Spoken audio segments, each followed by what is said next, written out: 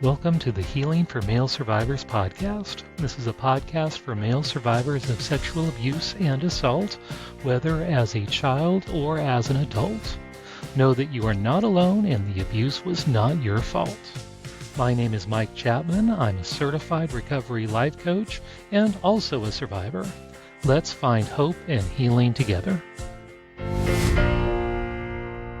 And welcome to the Healing for Male Survivors podcast. I'm your host, Mike Chapman. And with me today is Wendell Wood. More about him in a moment. And if you are joining us live, I want to remind our audience members that we honor anonymity and we will only state your name if you manually type it in with your question or comment. And if you would like to join us on future live recordings, you can learn more about how to do so at my website, polarlifeconsulting.com/live.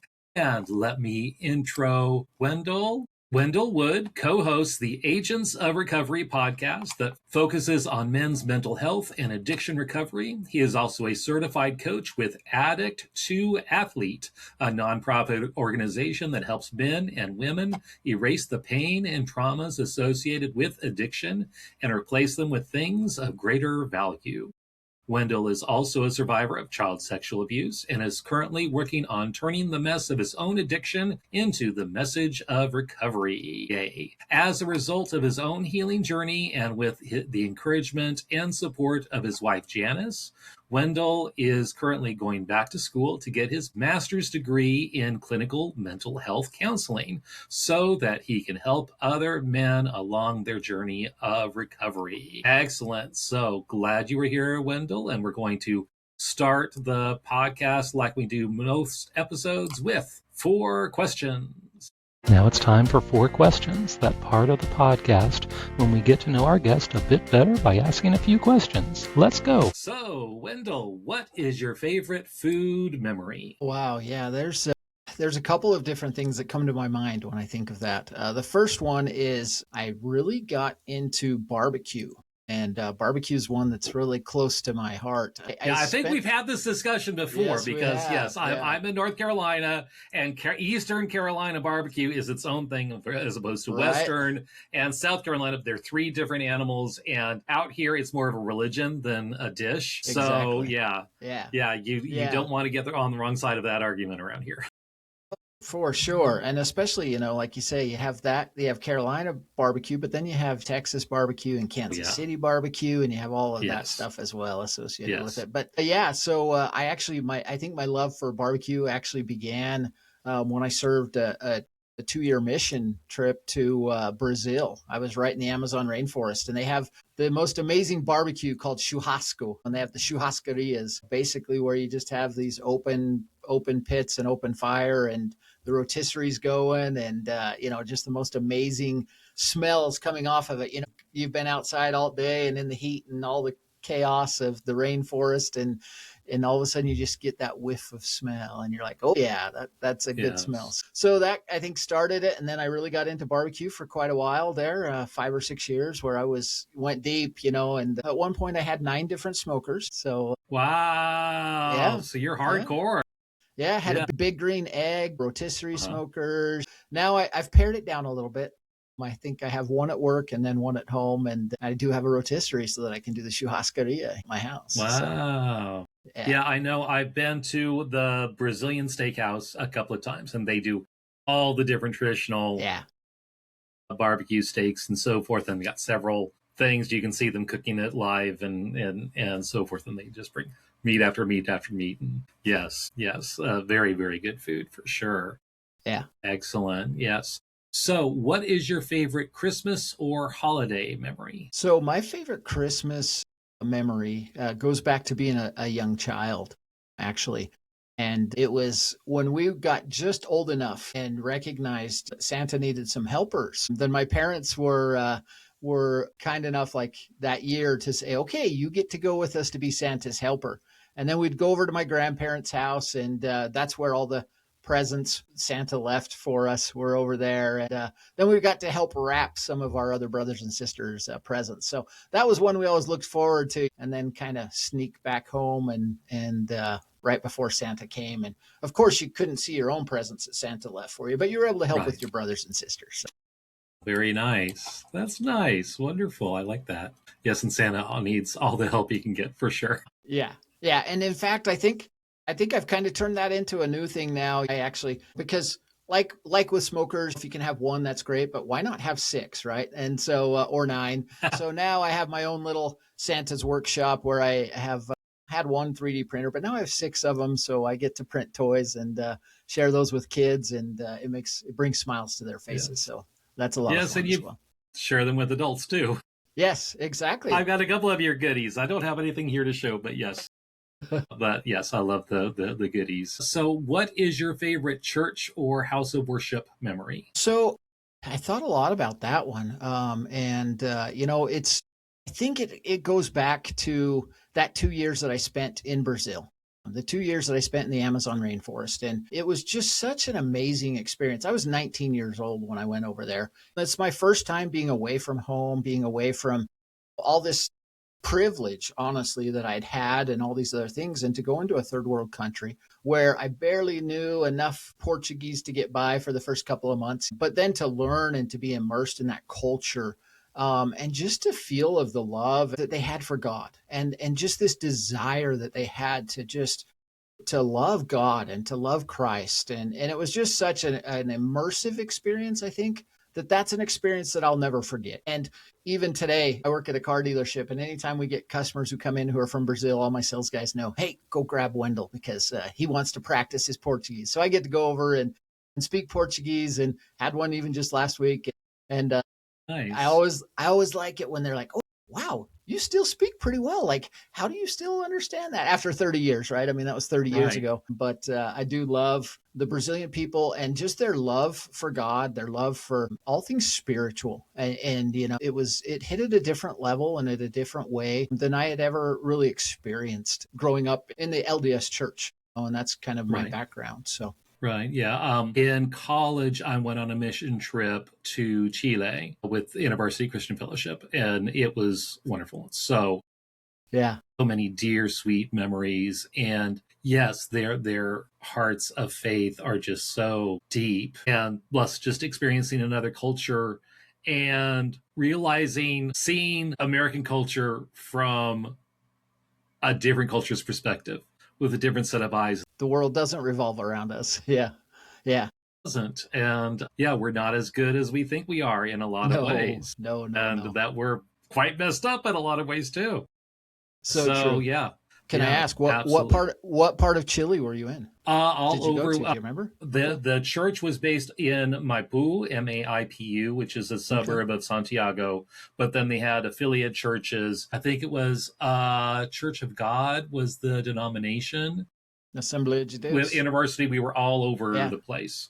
Awesome. From lots of different backgrounds coming in. But then they had churches in Viña del Mar, which is on the coast, and then all the way down in the southern farming communities. Yeah. Down there. And then we went all the way up to Antofagasta, which is near the Chuquicamata, which is the largest open pit copper mine, which is also next to the driest desert in the world. Wow.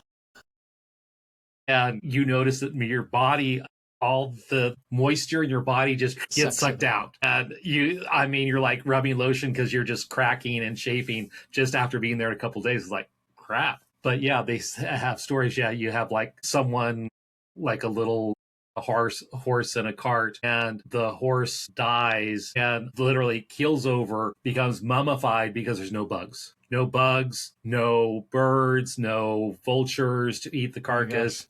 So it just literally shrivels up and becomes mummified right there. Yeah. And it's weird. Yeah. How that worked. But a lot of fond memories for sure. Oh, yeah. But we got to see all the different cultures within that one little, and you see Chile on a map. It's this very long strip. Yep. A skinny strip on the other side of Argentina. Yeah. And lots of culture, a lot of European influence in their culture too. Their chocolate. Oh my gosh, so good. And grown-ups ate chocolate. Children do not eat chocolate. They like 𝐞𝐩𝐢𝐬𝐬𝐷, which is basically their version of dulce de leche. Oh, wow.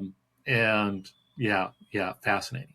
Yeah. But I have a daughter who's actually there right now. She's in Chile.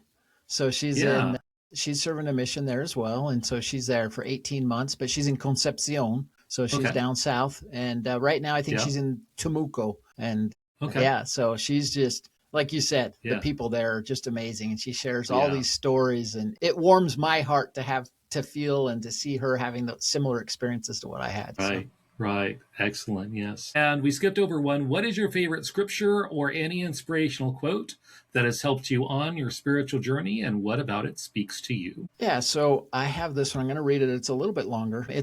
The quote is, "Our deepest fear is not that we are inadequate. Our deepest fear is that we are powerful beyond measure. It is our light, not our darkness, that most frightens us. We ask ourselves, who am I to be brilliant, gorgeous, talented, fabulous? Actually, who are you not to be? You are a child of God. Your playing small does not serve the world. There is nothing enlightened about shrinking so that other people won't feel insecure around you. We are all meant to shine, as children do. We are born to make manifest the glory of God that is within us. It is not just in some of us, it's in everyone. And as we let our own light shine, we unconsciously give other people permission to do the same. As we are liberated from our own fear, our presence automatically liberates others." That one speaks to me at a lot of different levels. Right. Where's that from, by the way?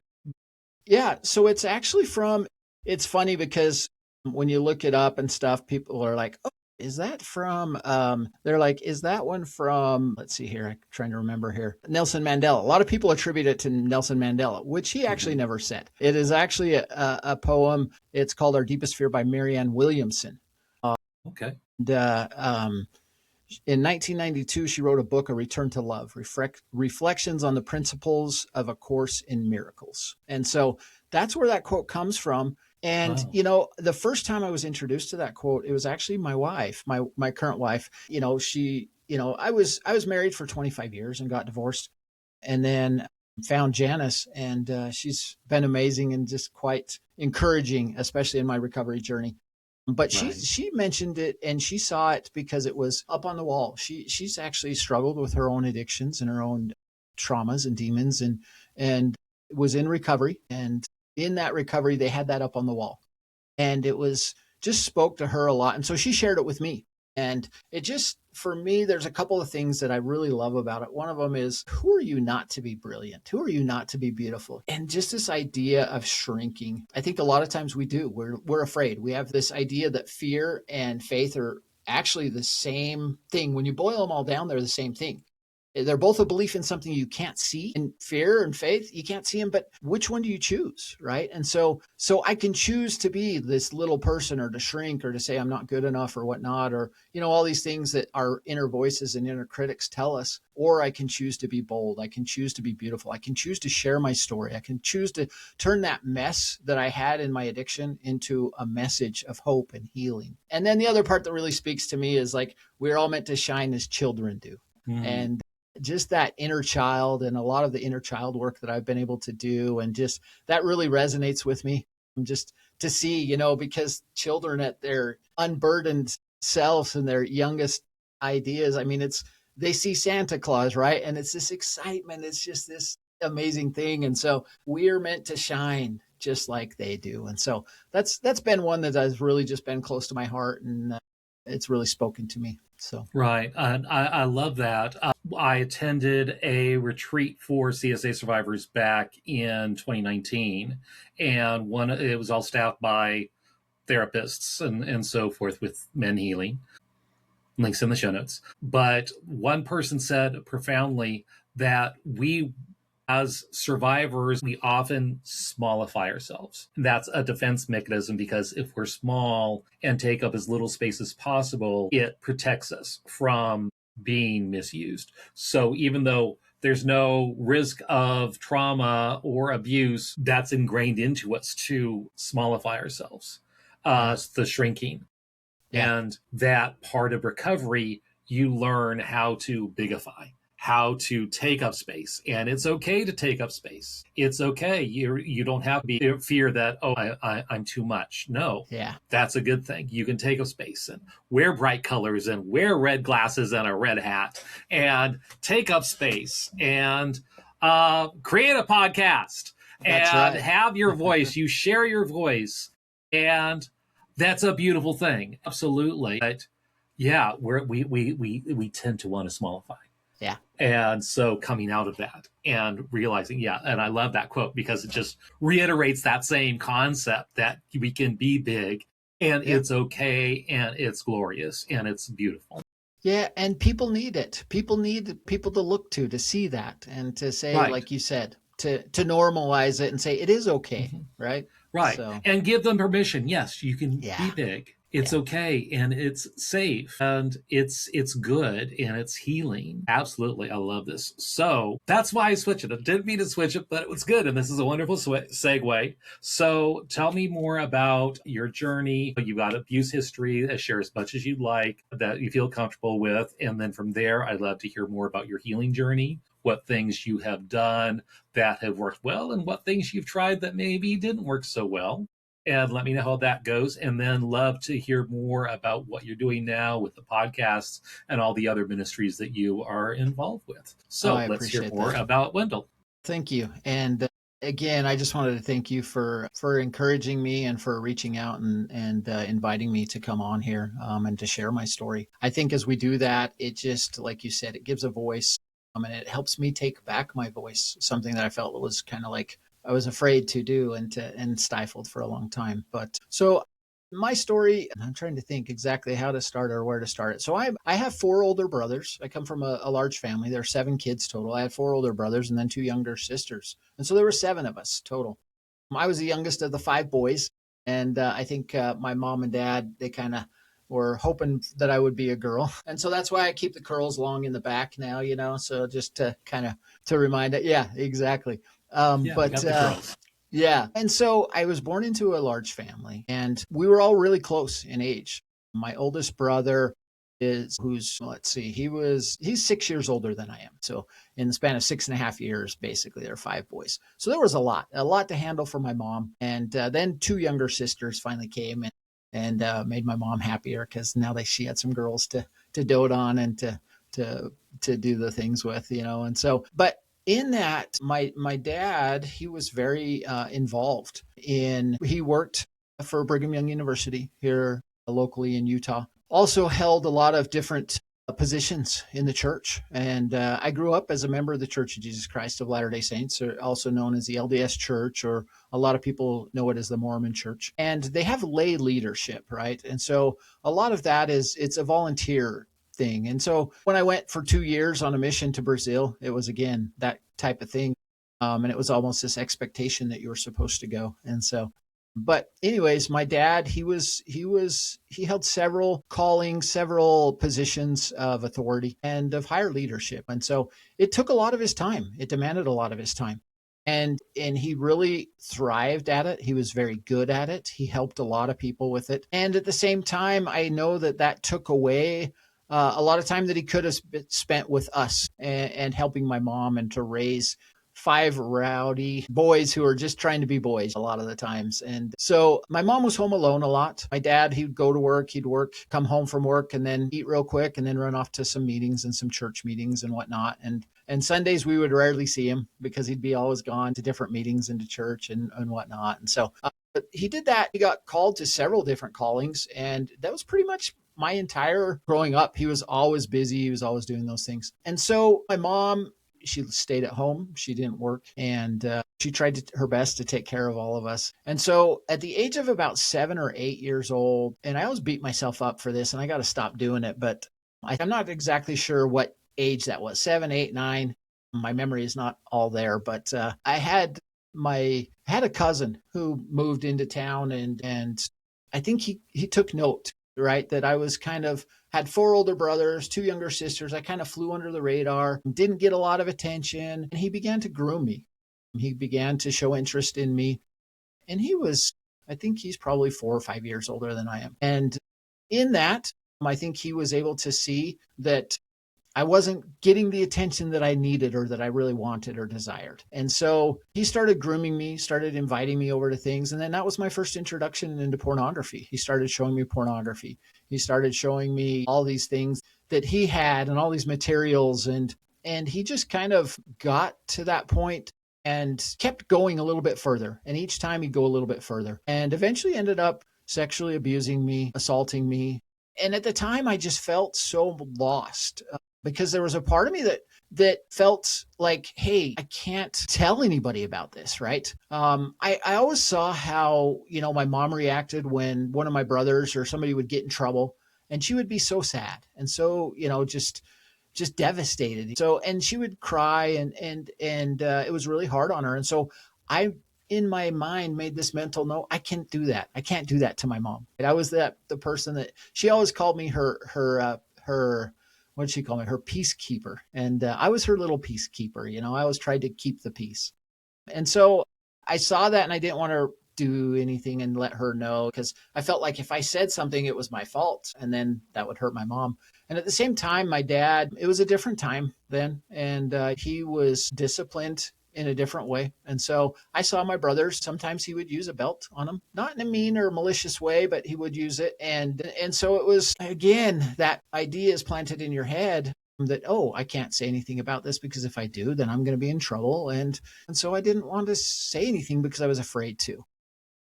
And just these fears. And then this relative too, he used those fears against me, right? And he knew that, like, hey, you can't say anything, because only later on in life was I able to really understand that there were other people who saw some of the things he was doing, and not to the extent, they didn't know all the information, but they kind of labeled him as like a little different and a little odd. And I think he used that. He kind of would use that to say, hey, you don't want anybody to know. Don't tell anybody this, because then they'll think you're crazy or odd or like this pervert or this creepy guy, kind of like he was perceived at that time.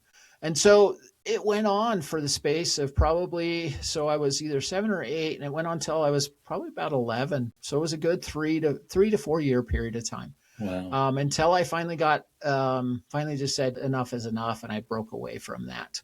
But that was my sexual education, right? That was sex ed for me, was abuse and grooming and introduction to pornography, masturbation, all of that stuff. And so it was I look back now and I say, man, I feel really bad for that boy, because he wasn't equipped to handle that. At that age, nobody's equipped to handle that. And also just the fears that I had, saying that, oh, I can't tell anybody about this, because along with those doubts that I had about getting in trouble or breaking my mom's heart or whatever it was, there was also the religious component to it. So very strict religious, philosophies and rules associated with it. And I felt like, what if I just had this perception of God being very much black and white, right? Just if you sin, you have to repent. If you don't repent, or if you wait, then it's not real repentance, right? Or just this idea that if you don't tell everything. And so was this young boy who was afraid and scared to talk about this stuff. I didn't want to tell anybody because I was afraid that I'd held it on so long. So then the shame cycle just started spiraling and just said, oh, well, you can't tell about it now, because if you do, you held on to it all this time. And so those inner critic, those thoughts came in and justified it so that I wouldn't talk about it. And, the sad part is I never gave my dad a chance to know about it. He passed away just over 6 years ago, and I never told him. I never spoke about my childhood sexual abuse. And it was sad, because when he passed away, we were sitting around planning his funeral, and my younger sister, one of them, spoke up, and because we were talking about who would come and who would be pallbearers and honorary pallbearers. And my dad was really close with one of my cousins. He was similar age, and they were really close. And so they said, yeah, we want him to be there and be an honorary pallbearer. But then they brought up this other, person, and my sister's like, nope, no way, I don't want him to be there. And I'm like, kind of like, oh, I wonder why. Because I didn't want him there either. And then my other sister as well, it's like, no, definitely not. We don't even want to invite him, don't want to tell anything. And I was like, hang on. And so my sister was brave enough, and she's like, he sexually abused me. And I'm like, and my jaw just dropped on the floor. And I was like, no way. And I said, he sexually abused me as well. And so then some guilt and some shame came into that, right? And just this feeling of like, man, if I would have said something at that time, and if I would have spoken out on all these shoulds that should have done, and then I just had to go back and say, no, at that age, you weren't capable. You can't look at your 7-year-old self and say, hey, you should have done this based on the knowledge you have today, right? And so was it just the one sister, or was it the other sister as well? Yeah, both of the sisters. Yeah. Yeah. And it's been difficult, right? My one sister, she's been really good, and she's talked about it, and we've talked a little bit about it here and there. And the other sister still holds a lot of resentment towards me. And I think it's because of, she feels like, hey, if you would have spoken up, if you would have said something, it wouldn't have happened to me. And I understand that completely. And I empathize with her, and I'm like, what? You're right. If I would have said something, it would have changed things for you. And at the same time, I have to give my 7-year-old, 8-year-old self grace and say, you didn't know any better, and you couldn't. Like, you were stuck. Physically, you were stuck in your brain. You couldn't have done that based on the experiences and the knowledge you had then. So, but yeah, so that went on, like I said, till I was probably 11, 12 years old. And then I was able to break away from it. But that was it formed my sexual template, and just like all of these other things that happened because of it. I was introduced to this stuff at way too young of an age. And then I just didn't quite understand everything that was happening with it. And so, I eventually, it was difficult because all of my close friends and like their parents and were leaders in the church as well. And so I felt like, oh, I can't tell them as a leader of the church what's going on because that's embarrassing. And so I made some resolution right before I turned 19. And went out on a mission for the church and for the LDS church, and kind of said, okay, I'm going to come clean, because you have to feel like, oh, hey, you're out there for the right reasons. And so I talked about it, but I never brought up the sexual abuse, never brought up the fact that I was sexually abused. That was too much. That was too off the table for me. I could never bring that up. So what did you bring up? Just talked about... Yeah, just some things with like girlfriends and some other stuff, and some masturbation issues and looking at pornography. I was never to the point where I actually had sex with anybody or anything else like that. But I was my mind, it was constantly thinking about these things and thinking about that. And it's interesting because even in high school, I would prefer to hang out with the girls and because I was just constantly seeking for ways to be closer to them, and just very sexualized and embarrassed and shamed, and just this idea of my brain going back and forth, and like, you can't do this because God says this, and it's like the worst sin you can do is a sexual sin. And so I felt like I was broken, like there was something wrong with me, and he can't love me, he can't do this because of the things that I've done, and I'm not enough. And so that kind of led me into this moment where I was like, what? If I go on this mission, that's going to fix me. I'm not going to want to look at porn anymore. I'm going to dedicate my life to Jesus and to God for 2 years. I'm going to serve him full time, and that's going to fix it. And so I did. I went over to Brazil, and it was a most amazing experience. I was very close, did a lot of religious studies and sharing the gospel and talking about Christ and healing. And I'm like, okay, that's going to fix it. Well, then I came back after 2 years. And so my wife, my first wife, my ex-wife now, we knew each other in high school. And she kind of knew some of the stuff that I had struggled with, but she didn't know about the pornography. She didn't know about the sexual abuse. She didn't know about the masturbation or anything else like that. I just said enough like, oh yeah, I repented before I went on my mission, and kind of glossed over it because I was embarrassed and ashamed about it. Right. And so I didn't give her that knowledge. And I look back now and I'm sad about that I didn't share that. I didn't give her a chance to choose. And at the same time, I was like, at that point, I think I was afraid and I was scared, honestly, to do that because I was this fear of rejection that I had from a young age, right? I was afraid. And just like, again, a fear of rejection, a fear of being alone, of not being picked. And so all of that kind of was in my head. And so I didn't share anything about it. But then after we got married, it wasn't within 3 or 4 months that I came back home. This was in the 90s. And then all of a sudden the internet's a thing. And I'm like, what's this internet thing? And so naturally I kind of went that direction and got involved with pornography again. And it broke her heart. It broke her heart. She caught me, went and talked about it with my religious leaders. And they said, hey, just don't look at it anymore. Just stop. Just don't do it. And again, that's effective. Just like anything, just stop drinking. Just stop doing drugs. Just stop it. Yeah.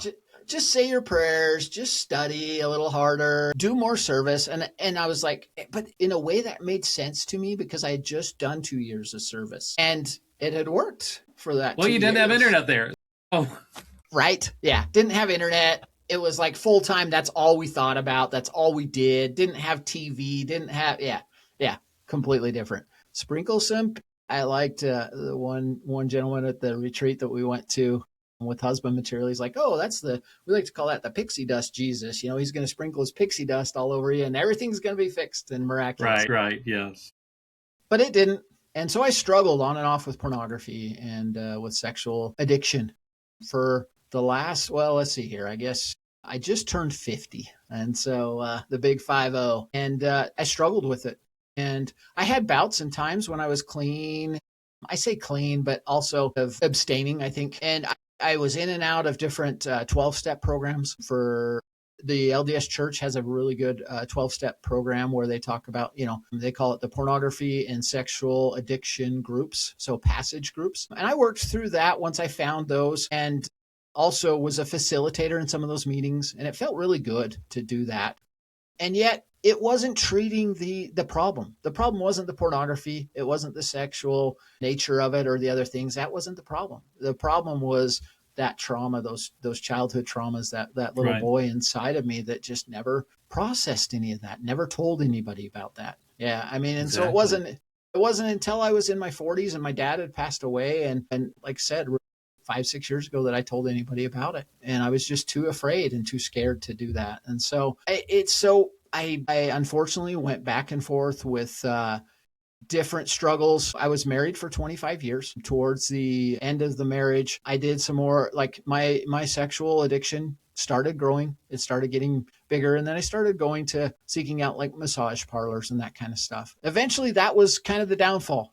I found out I actually went to a place and didn't realize that it was an undercover operation, and I was arrested. Wow. I was arrested for solicitation. And that was when I was like, oh, it's about to hit the fan. And it did. Like I couldn't hide that, right? They let me go and didn't like go lock me up in jail or anything else like that. But then they said, hey, you have to appear, you have to do all this stuff. And so I had no choice but to come clean and come out. And that was the end of my marriage. And I don't hold anything against my ex-wife for saying, hey, that's it. I've put up with this for 25 years. And at the same time, I'm able to look back at it now and say that, while I had a huge part in that, she had a part in it as well. And it's sad now because I look back and I didn't give her the opportunity to know about all of the struggles that I had. And at the same time, when she did find out about some of those struggles, her nature was that she would, if things got difficult or tough, her coping mechanism, right, her protectors inside of her would take those emotions and they would say, hey, if you tell him that, oh yeah, of course that's the way you think because because you're an addict, because you look at porn, because you do all this stuff, then he will shut down. And so she used that kind of as a control mechanism to shut me down. And I look back at it now and it wasn't really living, right? It wasn't, I was existing. I wasn't living. It wasn't like, I mean, like I said, I had times when I was clean and had this almost sobriety, periods of 5 years, 4 years, different times. And so it was good. And then at the same time, I still never treated those issues. And so at that point is when I finally reached out to a guy named Blue Robinson, and he's the founder of Addict II Athlete. And it's a local nonprofit organization here in Utah. I said, I need some help. Right? And I wrote him this email, and it's this long email. And I'm like, I don't even know if you take clients. I'd heard his podcast, and I was like, I don't know if you take clients, but I need some help, some serious help. And, I was an athlete in school, but I'm not an athlete anymore. I can't run. I can't do any of this stuff. All these limiting beliefs that I told myself, I'm like, right. I can't do any of that stuff, but I just need some help and I'll go anywhere or do anything. And so I reached out to him and he's like, yeah, I'm here local. Let's meet. And so I met with him and he hit me with some questions. And he's like, I'm not going to tell you the answers to this, but I already know what your problem is. And I'm like, no, you don't. You have no idea what my problem is. He's like, yeah, I do. He's like, but I'm going to make you figure it out yourself. And so I'm like, okay, I'm intrigued, right? I'd been to a lot of therapy. I'd been to a lot of counseling. I'd lied my way through a lot of that therapy and a lot of that counseling, saying that I was doing the work and I wasn't doing the work, because right. Again, shame and embarrassment, and that cycle just continued. And so when all of that went down, he introduced me. He's like, hey, there's this other group, my Addict II Athlete group. They meet together every week. We try to do things. And he says one of his core things is movement equals healing. And so I'm like, what does that mean? He's like, well, our bodies, our minds, they need movement. They don't do well when they're sitting. And he's like, there's this cool thing, like when you're going and running or walking or whatever, it's like this left, right brain movement type thing. And he's like, here I am. I think that I invented some new mode of therapy, but really all it was EMDR. And he's like, right. It's the bilateral stimulation is what they call it. Exactly. Yeah. And so he's like, here I am in my fancy office and I can't get people to talk to me. But as soon as I start walking, they start opening up and I can't get them to shut up. And so we got involved with that. And I started coming to some meetings and I met some good friends. And we were just like, hey, I'm training for this ultra marathon. I'm like, there's no way. Like that was years ago that I ran track and cross country in high school. I'm like, my knees are too bad, all these limiting beliefs that I told myself. And I said, but I'll show up to help with an aid station. So I did that. And then I was like, maybe I can do something like this. Saw some of the people going through. Well, needless to say, me and 3 others, 2 of these guys that were really close friends, and then this other lady named Janice, we all started training for this ultra. And it was a 24-hour ultra event where it's basically you have a 4-mile loop. And for 24 hours, you just go through the loop as many times as you can. And it's like 900 feet of elevation gain and loss each loop. Wow. And it was up in the mountains, up in the canyon. Exactly. Wow. Yeah. Oh. And Ouch. So, yeah, it was. And we're like, okay, if we're going to do this, we better train, right? And so we started meeting in the mornings. We started training. And just that connection that we gained together started this healing process. And it just allowed us to heal and to know each other. And we were sharing some of these crazy things that we never had shared with anybody before in our life. And I was able to share a lot of these things. And then some days it would be just 2 of us and then 3 of us or just a couple of us. And I started noticing this Janice and I was like, man, she's good. And like, she's come to find out she's run 3 100-mile ultras. She's done like 50 some odd marathons and just like all this crazy stuff. And I'm like, oh my gosh. I'm like, I can't do anything like that. But I like to say that we fell in love on the trails and training. And because, and it was natural because we were sharing all these things that we'd both gone through. We were open. We were honest. We were talking about all this stuff. There were no masks. We weren't hiding behind anything because we were just friends. And naturally that kind of led to one thing to another. And so we did end up doing that ultra. There was, ended up doing 13 loops. So ended up with 52 miles in about 22 hours. Wow. So now I can say I'm an ultra marathoner, an ultra runner. Wow. A lot of it was walking and not so much running, but it's amazing what your body and what your mind can do when you get rid of some of those limiting beliefs, and so that turned into me meeting Janice. And so she talked openly about her struggles with addiction. And I was like, you can't do that. You can't talk about addiction and you can't talk about these struggles. And she was open and she's like, I'm an open book. Ask me anything. This mindset was just like mind blowing to me. Like, how can you talk about this stuff? And she'd talk about it with my family and everything else. And I'm just sitting back there like, no, you can't do that. It's embarrassing, and I'm trying to feel embarrassed for her. And she's like, don't put your embarrassment on me. Like, I'm open. I'm an open book. And it was just so refreshing to see that. And I was like, there's a different way. There's something to this. And as we started dating, we started getting closer and closer.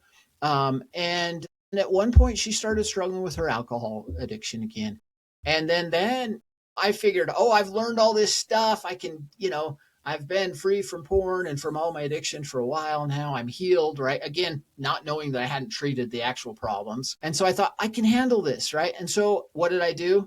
I kept to myself. I stopped going to the meetings and stopped all the connections because I was like, I can't burden anybody else with my problems, but I can handle all these problems and handle everything that's coming. And I couldn't. And so that naturally led me back to acting out again. And when that happened and she found out about it, she's like, look, here's the deal. I love you and I see you in a way that nobody else, like she just said, like, I don't think we're going to work out. I don't think we are. And she said, so if we work out or not, I don't care at this point, and I can't promise you we are going to work out, but I see you for who you are at your core. I see who you are, and you're a good person. You're not this addiction. This isn't you. That isn't who you are. And she said, you need to go deep.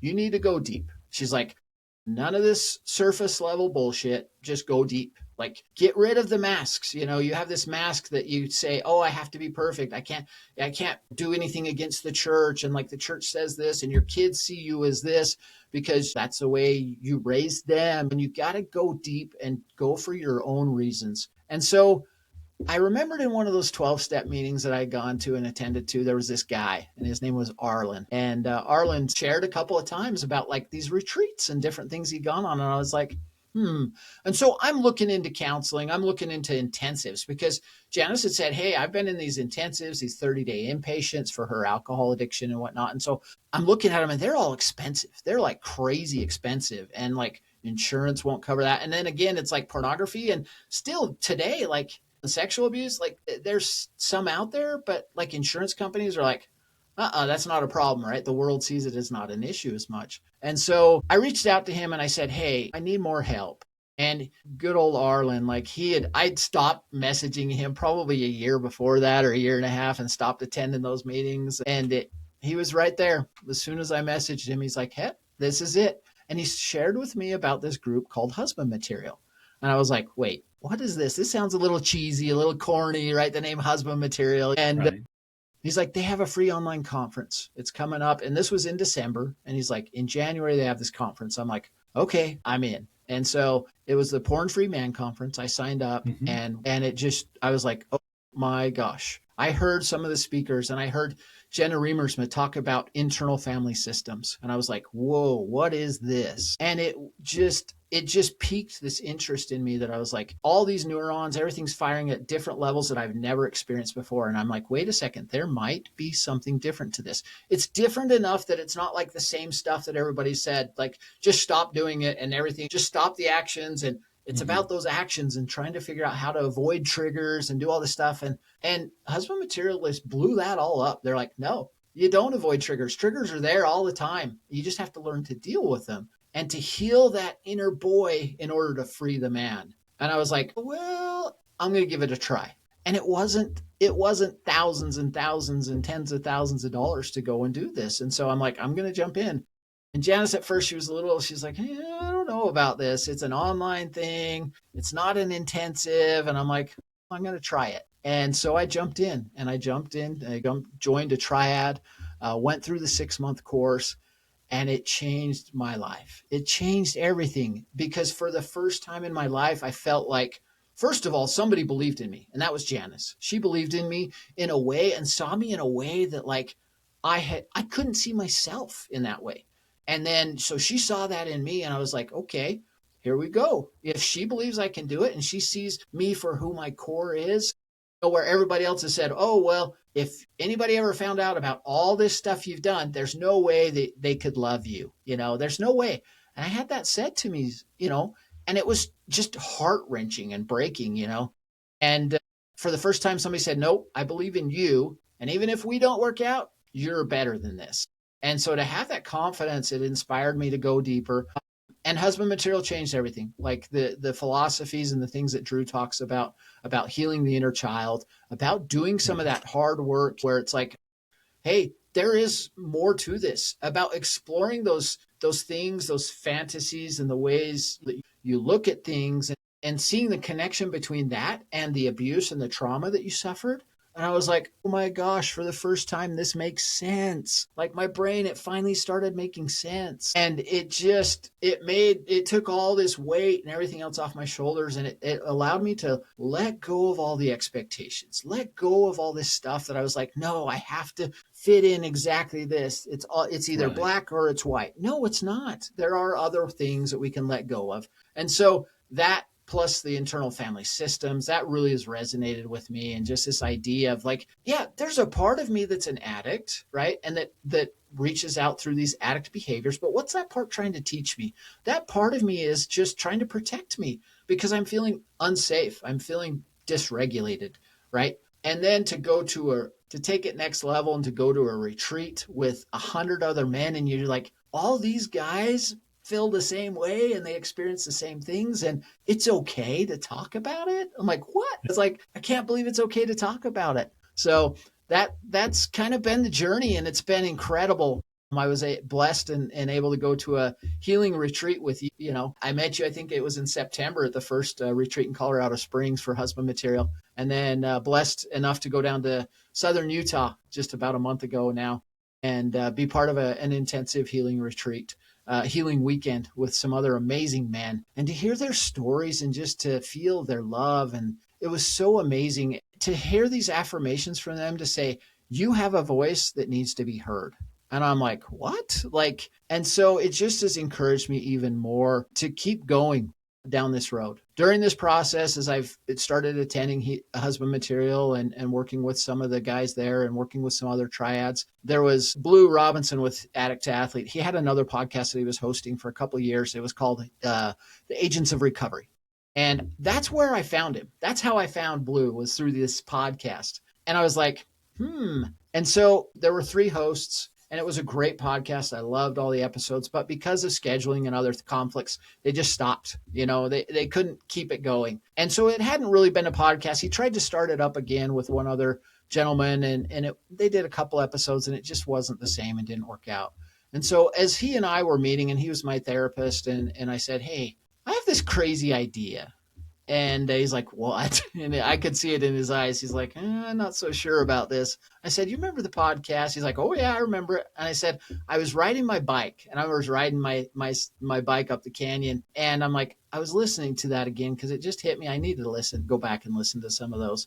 I said, what if we rebooted that and tried this again?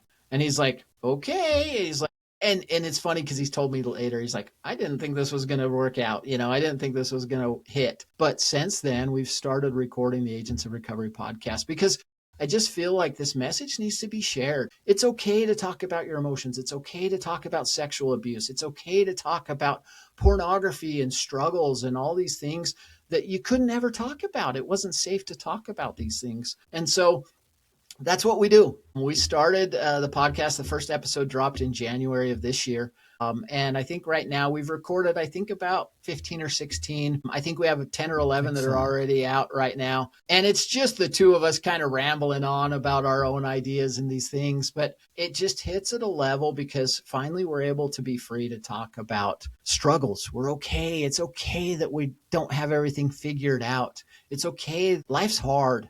And it's okay that for the longest time, I felt like if I can just check off this box, right, and say, my addiction, it's done with, and check it off, then everything else is good, right? Now I know it's not. There will never be a time when I can say I can check this off. And just the idea that Blue talks about a lot with Addict II Athlete, he says, is turn your mess into a message. And he struggled with his own addictions and abusive relationships and abusive parents and stepdads. His mom was married when she was 14 for the first time. Just this sad story. And he turned it into something amazing, and he's given back to so many people. And I feel like now it's my turn to kind of step into that and to try to help other people as well, because I just feel like this calling, like if I've gone through all this suffering, if I've experienced all these things, if it doesn't do any good, if I keep it all to myself, what good does that do? Yeah, it helped me, but there's so many other people out there that need help and that want help, and they don't know where to turn. And so that's kind of where my journey's leading me. And so then Janice was like, are you going to do something? She worked at a therapist's clinic, and she was the office manager there, and introduced me to all these amazing therapists and these guys and ladies. And I'm just like, And so I just got the wheels spinning a little bit more.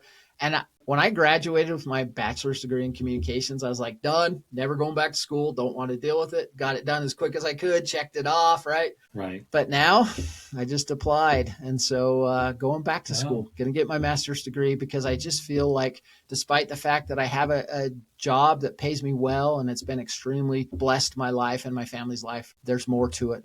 And it was a question that Blue asked me one time that kind of turned me there. He said, if you were guaranteed not to fail, if you had this magic bean or magic thing and you're like your magic lottery ticket and you could turn it in and there's a guarantee money doesn't matter. Nothing matters. You're guaranteed whatever you do, you're going to be successful at it. What would that one thing be? And that question just bounced around in my head for days. And it was like, that one thing, it's to help other people. It's to help other men who feel the struggles, who've gone through these experiences. Because if I've gone through all of this and I can't help somebody else, what purpose does it serve? You know, and at that healing weekend with Drew and with Husband Material, it was just kind of reinforced. And I looked at, you know, this gorgeous painting up behind us that sat in there the entire time of Jesus. Right. And Jesus has on his shoulders this guy that he's gone down in the depths, and he's pulled him up and he's bringing him up on his shoulders. And it's just this beautiful image to me that, like, hey, you know, he's going to dive deep. He's going to bring us up. He's going to rescue us. He's going to help us. And then the idea came into my head that Jesus, he suffered. He suffered for us. And why did he suffer? He suffered because that's the only way he could feel the pain that we're feeling and understand that. And if I've suffered and felt that pain and some of those things, well, man, I better do something with that suffering the same way he has. And that kind of has allowed me to kind of go to this place that, you know what, time to go into debt and to get some more schooling and to try to help other people. So I feel like I've been a really long-winded here, Mike, but I do appreciate the opportunity to share some of this and to. Absolutely. Now you skipped over. I know you do the podcast and you've done Husband Material and the healing weekends and so forth. Have you gone to therapy?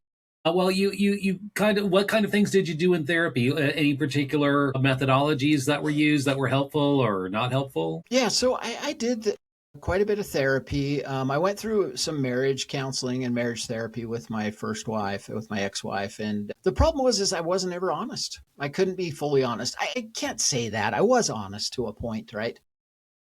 But to a point, but not all the, yeah. Yeah. And I never disclosed any of that trauma, that sexual abuse that I suffered at such a young age. And then, of course, how do I expect them to be able to help me if I wasn't trying to help myself and I was trying to hold that back? It was that fear. It was that shame. And shame ruled my life. That shame.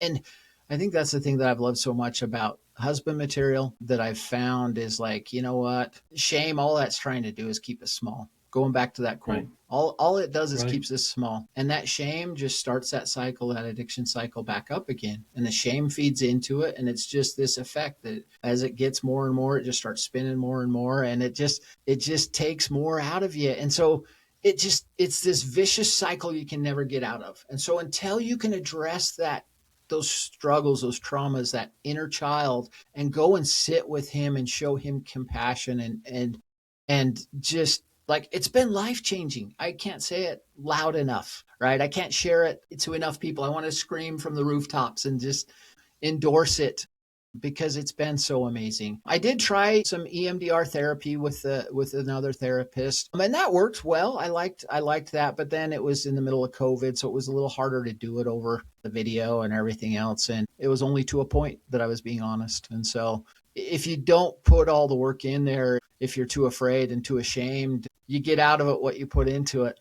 And sometimes we think, oh, I want all this out of it, but I can only put this much in. And so it wasn't until I felt safe, until Janice said, hey, it's safe, you're safe, but I need you to do this for you. Don't do it for me. Don't do it for your kids. Don't do it for your parents. Don't do it for anybody else. Do it for you because you're better than this. That's not who you are. Excellent. Excellent. So any word of advice to that survivor out there listening? My heart just, it's there with you. I mean, I know that pain. I know that embarrassment. I know the shame. I know the nights of beating yourself up and saying, man, I should have done this, or I should have stopped this, or and all the second guessing and like just this emotional response that I'm having right now. I'm just like, my heart just aches for you. And there's hope. There's hope. There's good men out there. There's men like Mike and other men that I've met through Husband Material and through Addict II Athlete and all these amazing people, Drew Boa with Husband Material, Rich, Doug, like there's so many good men that out of the pure, genuine desires of their heart want to help because they know what it feels like to be there. And I just want to say there's hope. Don't give up. Don't give up. If you don't know how to do it, if you can't do it, just reach out. There's so much healing in community and in safety. I think that's probably the biggest message. If you can find that place or that person who is safe to be able to share this with, and they share these things. I love how Drew talks about being vulnerable means to be woundable, right? And so when you can go into a room and find a safe place like Husband Material or a podcast, Mike, where you're just doing amazing work and bringing the light out there and just allowing people to share some of these things, there's so much healing in that. And if you can go to that safe place and you can share these deepest, darkest fears and secrets that you're like, I was going to take them to my grave and I was never going to talk about them. And if you can do that, and people don't run out of the room screaming and yelling and like something crazy just happened, but instead they can sit with you in empathy and in the dirt and that's what I've found. And so there is hope. There are people out there who are doing it and who want to help. And so if we can help, like that's my greatest thing that I would say is just find the helpers, find that safe place. If you can't find it, reach out to Mike, reach out to me, reach out to Husband Material, reach out to Drew, any of these people, any of these other amazing people out there who have gone through it and experienced, and they know what you're feeling. And we just want to sit in the dirt with you. That's all we do. I mean, it's not about us. It's not about the message we have or how great we are. It's just about that empathy and that heart beating at the same rhythm. And right. Absolutely. And goes back to the theme of the podcast, which is power of story. And it's so healing when you can share, even if it's just with another person. It's so healing. But then if you share it often enough and loud enough where other people can hear your story and they need to hear it so they can find healing, it's all the more powerful. So, but yes, it has the power to kill the shame and the guilt and realize, it's okay. It does. And if Arlen wouldn't have shared his story with me, I wouldn't be where I'm at today. Right. And I just and it was so amazing to be able to go to that retreat with him and to do all those things with him. But if he hadn't spoken up, if he had been too ashamed to tell his story, then, I mean, I can't think of the countless lives that he has touched and that you have touched, Mike, and that all of us have like this little domino effect that we don't see. We'll never see who we touch, right? But even if it's just for one person, that's enough. Totally worth it. Absolutely. Absolutely. Thank you so much, Wendell, for your time and your story and for all you're doing with men to help them recover from all their addictions. So thank you so much. And with that, we'll see you next time on the Healing for Male Survivors podcast. If you would like to learn more about my coaching with Polar Live Consulting, where I provide one-on-one coaching and group coaching, both with a focus on healing for male survivors, reach out to me at polarliveconsulting.com. That is Polar spelled Polar.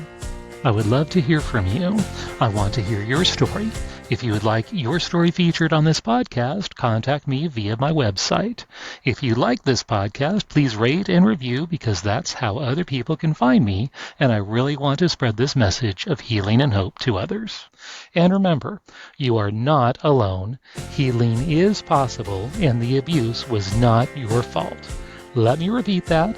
The abuse was not your fault. See you next time on the Healing for Male Survivors podcast.